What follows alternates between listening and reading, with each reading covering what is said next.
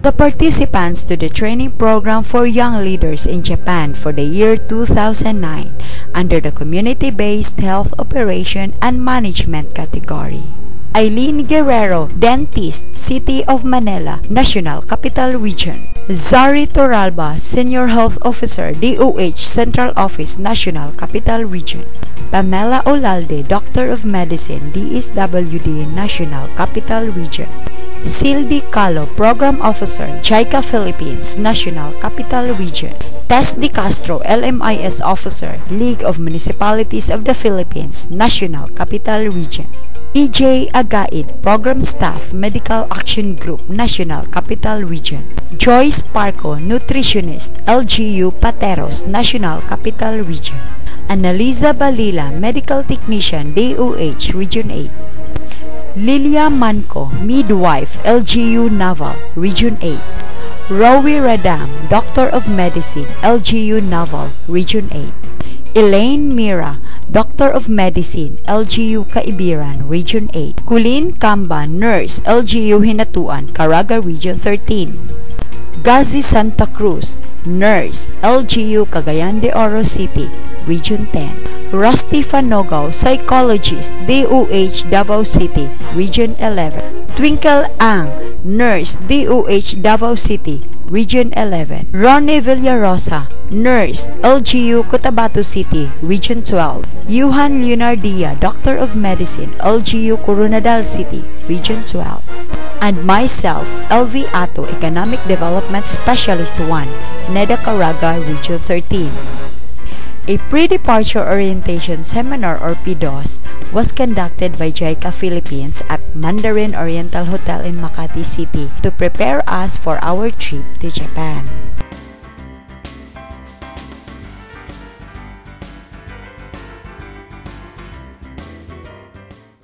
We arrived at Kansai Airport on November 16, 2009 at 6 p.m. and we are all excited what Japan looks like.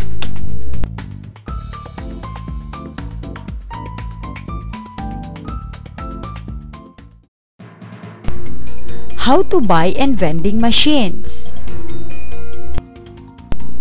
How to eat takoyaki. How to buy train tickets.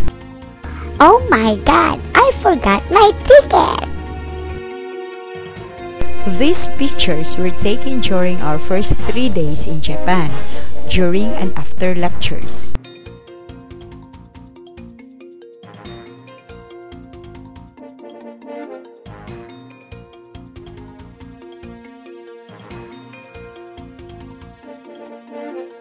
We visited the Takamatsu City Health Center, where we observed physical examination of 3-year-old children.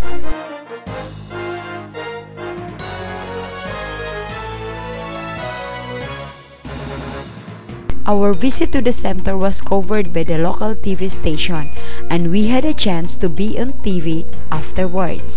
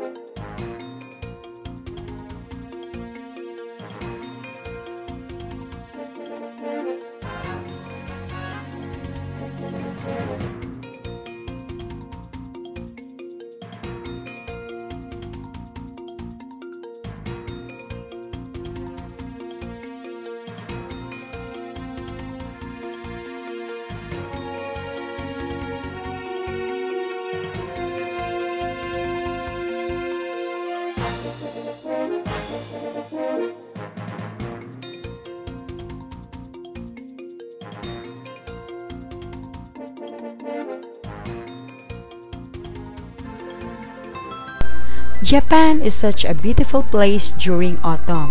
Luckily, we had a chance to go to the famous Ritsurin Park in Takamatsu City, Kagawa Prefecture. It was built by a feudal lord around 400 years ago, and it is the largest garden of its kind in Japan. One cannot spend just one entire day taking serious photos. And in our case, we have to rush through the park kasi very serious ang coordinators namin about keeping time. And these are just some of the photos taken by such a professional photographer, Ms. Seldi Calo of JICA, Philippines. We are very lucky to have visited this wonderful ancient park during autumn, and much more lucky because Miss JICA is with us. She is the one responsible of all these beautiful photos.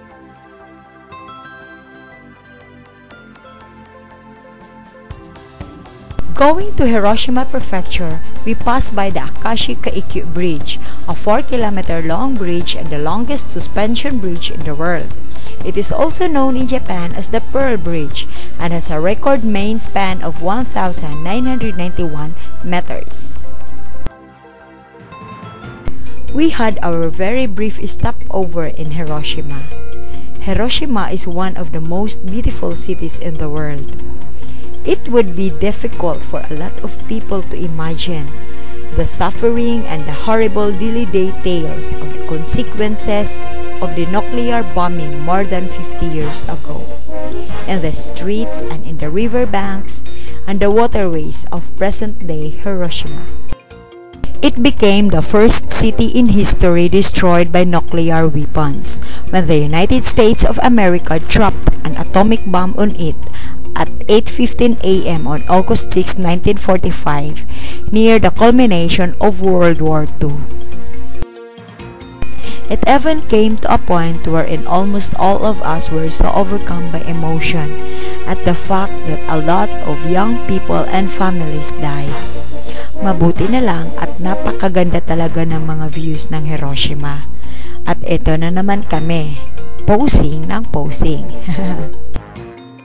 In Hiroshima, we had a chance to meet Dr. Yokoi, who introduced to us the Japan's medical informatics. The development of health informatics is another way of improving the quality of healthcare services and enabling cooperation between health facilities to solve the problems faced by the health sector. The iJapan Strategy 2015 envisions a society where digital technologies enrich lives and connections among people. Specific to the health sector, the use of telemedicine technologies involves digitalization of health records, transfer and sharing of health information through the internet or mobile phone, and medical consultation through the internet. After Hiroshima, we traveled to Tokushima Prefecture, and there we had the privilege to observe the medical clinic in the mountain village of Koyadaira, and we were able to witness how a typical small rural health clinic operates. It was worth noting that the medical equipment at the clinic were complete and very sophisticated, comparable to those present in big hospitals in the Philippines, and a far cry from those present in health centers. The doctor, nurses, and the supporting staff were competent and dedicated to their jobs, and at the same time showed respect and compassion for their patients. And finally, the community doctor was able to perform multiple functions in the clinic, equivalent to the work of 2 or 3 persons in the Philippines. Meeting Dr. Fujiwara made us believe again in the capacity and dignity of doctors working in rural areas, be it in the mountains or in an island. Tama yung description sa kanya. He is a super doctor. Shikoku Island, particularly Kagawa Prefecture, specifically the Royal Park Hotel Annex in Takamatsu City, was our home for more than 12 days. Ang daming nangyaring kababalaghan sa hotel na ito nung andito kami. Joke! Anyway, dito natanggal ang sole ng sapatos ni Colleen. At nagmamakaawa siya sa in-charge ng front desk ng hotel na bigyan siya ng pandikit. At ito pa, isa ring kababalaghan. Kidding aside, this is what Takamatsu City looks like at dawn.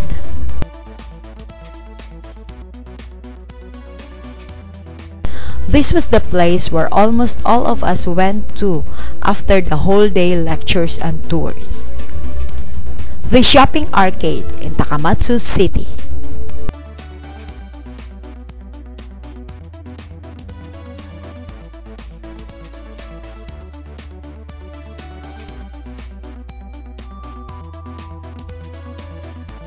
And these were some of the things sold in this area. We also had a chance to buy cheap imported perfumes in Takamatsu City, specifically in this store. Ewan ko, sabi nila, fake daw ang ibang perfumes dito. Bahala na nga. Meeting with the students of the Faculty of Medicine in Kagawa University is also a good opportunity to exchange views with regards to the health situations of Japan and Philippines, as well as meeting new friends. At mas masaya palalo kasi may party afterwards at ang daming mga pagkain. At that time, talagang pumupula ang mga hasang namin.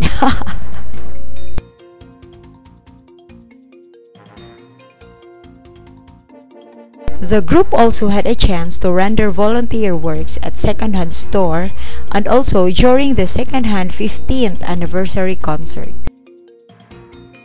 Before the concert, the group helped in putting some designs on the program for the said activity, which is also a chance for the members of the group to show their artistic skills. Meron nga ba?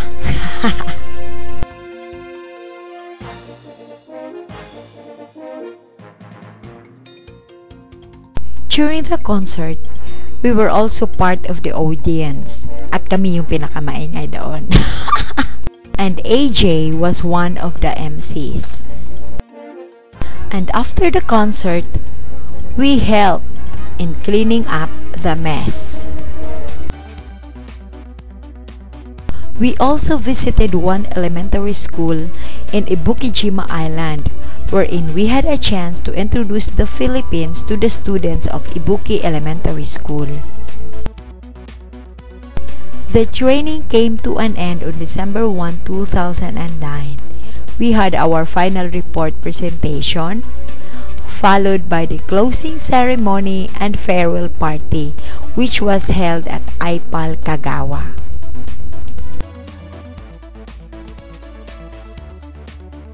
At dahil may party, of course, and daming food, busog na busog kami to the max. And we are all happy kasi nga maraming pagkain. Joke. Anyway, masaya kami kasi tapos na yung training. But at the same time, malungkot naman kasi magkahiwalay-hiwalay na yung grupo at ang dami naming magagandang moments doon sa Japan. Tsaka, hindi namin nalibot yung Japan eh.